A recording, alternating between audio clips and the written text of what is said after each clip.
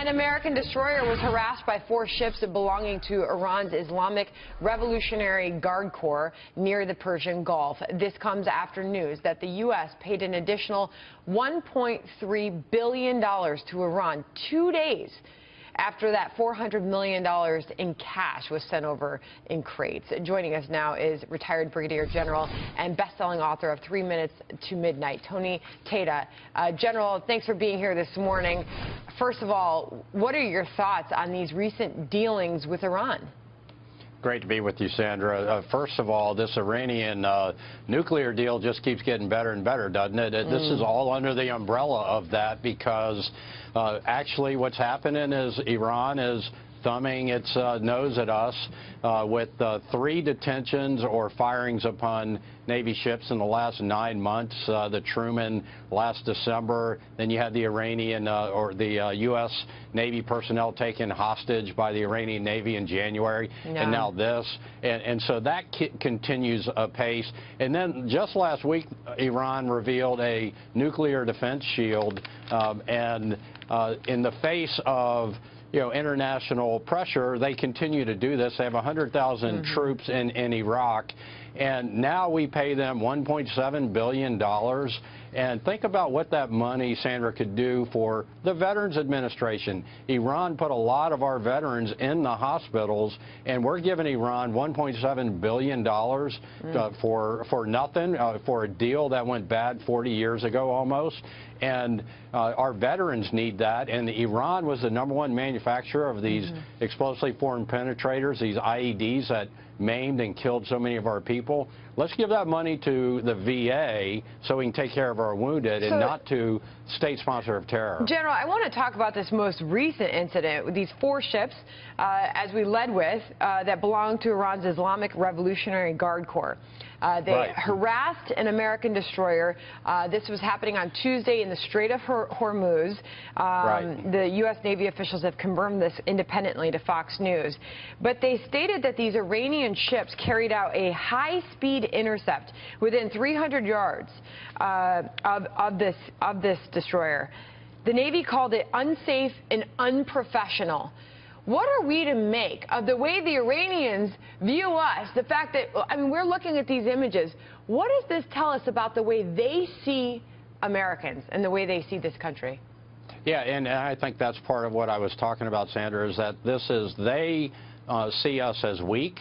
They see us as having given them a deal of a lifetime in this nuclear deal, and these provocations in the Straits of Hormuz are normal for them, and they continue to do this in the face of us trying to bend over and be nice to them. And President Obama absolutely believes that a weaker America makes for a stronger world, and he continues on that path, and that's just part of this. They're going to continue to pressure our Navy in the Straits and everywhere else in Iraq. I just want to point out there's a Wall Street Journal reporter who has been on this Iran story, who has a book out, who points out that the reason that we didn't enforce the red line in Syria is because Iran in the negotiations went to the administration, went to the White House and said, we're going to back away if you enforce that red line. So again, we have kowtowed to our gravest enemies. We are on our knees in front of them. And clearly we're seeing the way they're reacting to that. And General, I want to get to this news as well. The parents of ISIS hostage Kayla Mueller said that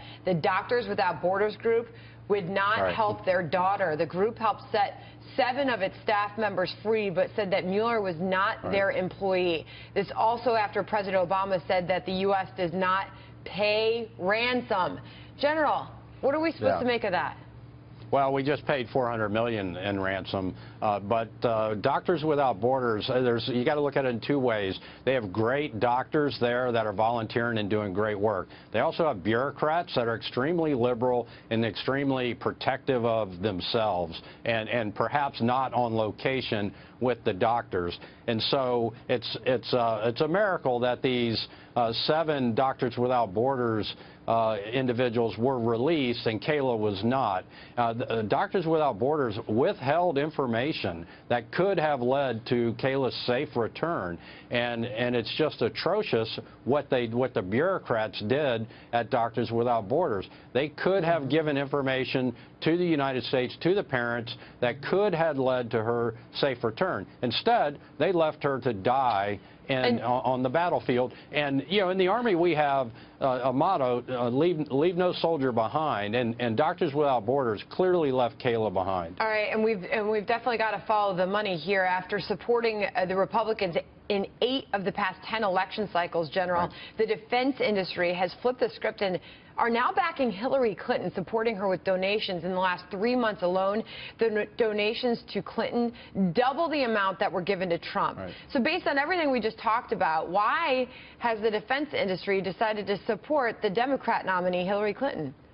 Well, I think there are individuals within the defense industry, and these individuals have been working now with the Obama administration for 8 years. They're probably well connected. They're probably getting their palms greased, and so they want to continue with this same administration, the Clinton administration, and it's very clear that she's for sale, and so that's part of it. And then a Senate could look at it and say, she has risked our national security greater than any single person in the government in recent history with these emails. You have the Iranian nuclear scientist that's executed by Iran shortly within a week after those emails are released, naming him. So Hillary Clinton is bad for national security, which is good for the defense industry, and so there may be, you know, Senate could look at it from that regard as well. I feel like, Kirsten, you want to get the last word in here. You're shaking your head as the general was finishing his thought. Well, I mean, I totally agree with him. It's very sad, but I also just wonder what this legacy mission for President Obama has done to our longstanding place in the world, as well as our relationship, and how the next president is going to deal with that, because we have a relationship with Iran that is just so completely messed up right now that it's just a wonder to see how it's going to get back on track. All right, General Tony Tata, thank you for joining us this morning. Good to have you, sir. Great to be here.